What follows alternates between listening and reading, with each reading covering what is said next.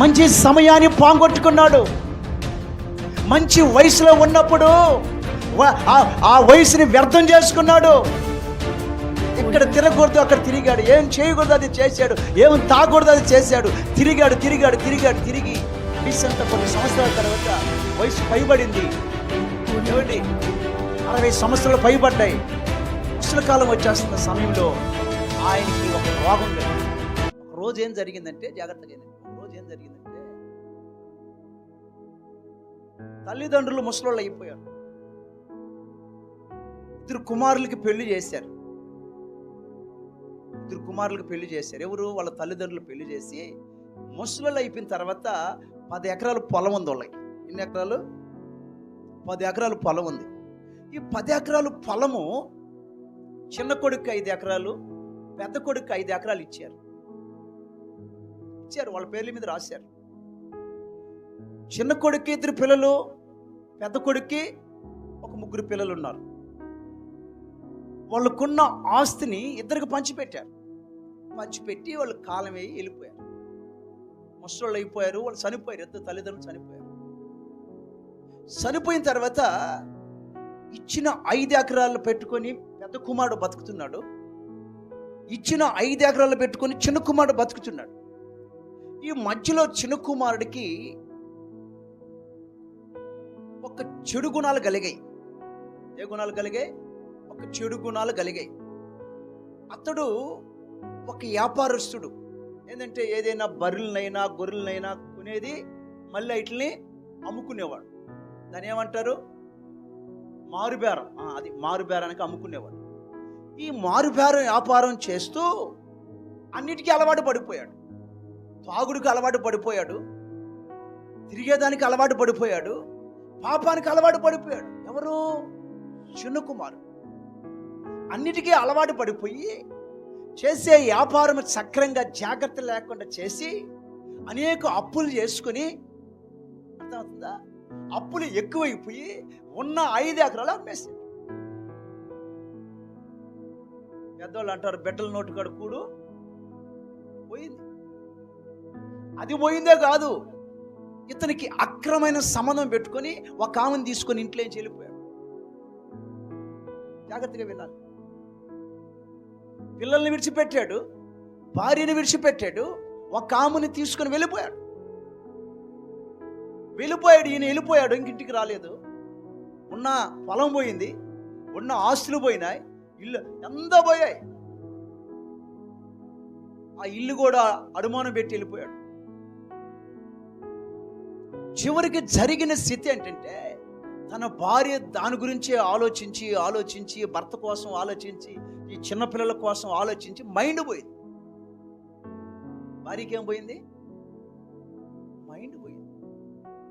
Mind పోయి పిచ్చిది అయిపోయి ఆమె కూడా దేశం మీద వెళ్ళిపోయింది. ఎట పోయిందో తెలియదు. బిడ్డలు అనాథులు అయిపోయారు. ఏమైపోయారు? అనాథులు అయిపోయారు. పెద్ద కుమారుడేమో సమయము దొరికింది, సమయాన్ని వ్యర్థం చేసుకోలేదు. జాగ్రత్తగా వినాలి. పెద్ద కుమారుడేమో వాళ్ళ తల్లిదండ్రులు పంచిపెట్టిన 5 ఎకరాలని భద్రం చేసుకున్నాడు. తన పిల్లల్ని ఏ విధంగా నడిపించాలో మంచి జ్ఞానము చేత, మంచి తెలివి చేత తన పిల్లలను బాగా, కుటుంబాన్ని బాగా నడిపించాడు. తనకున్న బిడ్డలకి చక్కగా పెళ్లిళ్ళు చేశాడు. తన బిడ్డల్ని దైవత్వంలో నడిపించాడు. ఇంకా దాన్ని అభివృద్ధి చేసుకున్నాడు. ఎవరు? అన్న. చిన్న కుమారుడు ఏమైపోయాడు? ఇచ్చిన సమయం, దొరికిన సమయాన్ని ఏం చేసుకున్నాడు? వ్యర్థం చేసుకున్నాడు. దేవుడు ఒక్కొక్కరికి ఒక్కొక్క సమయం ఇస్తాడు. దాన్ని నువ్వు ఏం చేయాలి? వ్యర్థం చేసుకోకూడదు. అదే అక్కడ రాయబడిన మాట. సమయాన్ని సద్వినియోగం చేసుకోవాలి. సమయము పోతే మళ్ళీ రాదు. దినములు చెడ్డ గనక ఈ చెడ్డ దినాల్లో నువ్వు అజ్ఞానుడుగా ఉండకూడదు, జ్ఞానం కలిగిన వాడుగా ఉండాలి. దేవునికి స్తోత్రం. మంచి సమయాన్ని పోగొట్టుకున్నాడు. మంచి వయసులో ఉన్నప్పుడు ఆ వయసుని వ్యర్థం చేసుకున్నాడు. ఎక్కడ తిరగకూడదు అక్కడ తిరిగాడు, ఏం చేయకూడదు అది చేశాడు, ఏం తాగకూడదు అది చేశాడు. తిరిగి ఒక ఆమెతో వెళ్ళిపోయి వయసు ఎంత కొన్ని సంవత్సరాల తర్వాత వయసు పైబడింది. ఏమండి 60 సంవత్సరాలు పైబడ్డాయి. ముసలికాలం వచ్చేస్తున్న సమయంలో ఆయనకి ఒక రోగం కలిగింది. శరీరం సహకరించ, సంపాదన లేదు. ఏమండి ఇప్పుడు అని చెప్పాడు కదా, మారుబేరానికి చేసే పని అంతా అయిపోయింది. ఎక్కడ డబ్బులు పొట్టట్లేదు, ఎవరు ఇచ్చే పని లేదు. ఏమండి రోగం ముదిరిపోయింది. అదిగో అతనితో పోయిన ఆమె అతన్ని నట్టేసింది.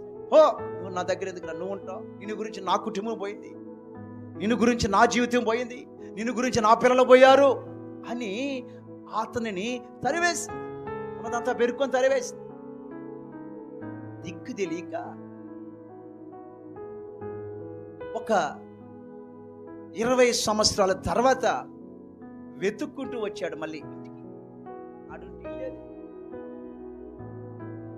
భార్య అట్టపోయిందండి, భార్య అట్టపోయింది, పిచ్చిది అయిపోయి అట్టేలిందో తెలియదు. మొత్తానికి తన బిడ్డలు ఎక్కడ ఉన్నారని కనుక్కుంటే ఆ బిడ్డలు ఏమయ్యారు పాపం, వాళ్ళు అనాథలయ్యి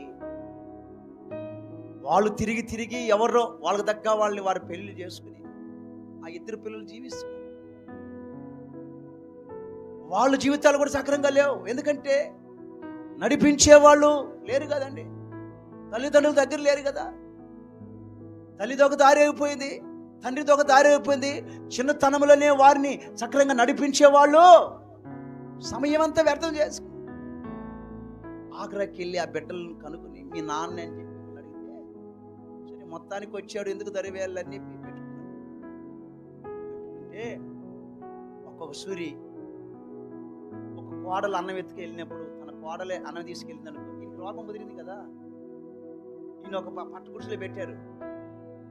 అక్కడికి వెళ్ళి అదిగో ఆ అన్నం పెడుతూ ఉన్న సమయం అంతా వ్యర్థం చేసుకున్నావు, నీ బిడ్డల్ని లేనోళ్ళుగా చేశావు, వాళ్ళని అనాథలుగా చేశావు. ఈరోజు వాళ్ళు అనాథలుగా ఉండటానికి నీ కారణమే.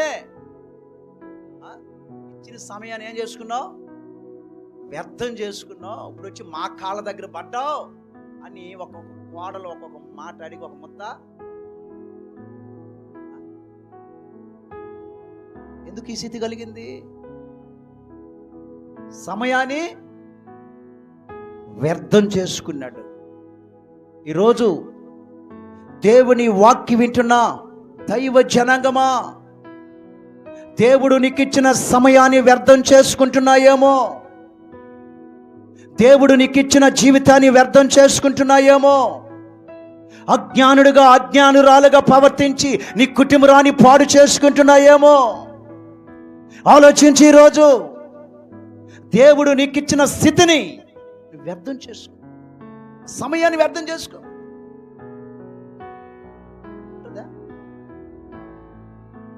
ఎందుకు నీ జీవితాన్ని వ్యర్థంగా చేసుకుంటున్నావు? ఎందుకు నీ జీవితాన్ని నాశనం చేసుకుంటున్నావు? తన అన్న చూడండి, జాగ్రత్త పడ్డాడు. తల్లిదండ్రులు ఇచ్చిన 5 ఎకరాలకి ఇంకొక 5 ఎకరాలు సంపాదించుకున్నాడు. తన బిడ్డలకి చక్కగా పెళ్లిళ్ళు చేశాడు. తన బిడ్డల్ని దైవత్వంలో నడిపించాడు, దేవుడి మందిరానికి నడిపించాడు, ప్రార్థన నేర్పించారు. తన కుటుంబం జాగ్రత్త పడి నడుచుకుంటుంది. దేవునికి స్తోత్రం, హల్లెలూయా. నీ బిడ్డలకి నువ్వేమి నేర్పించావు?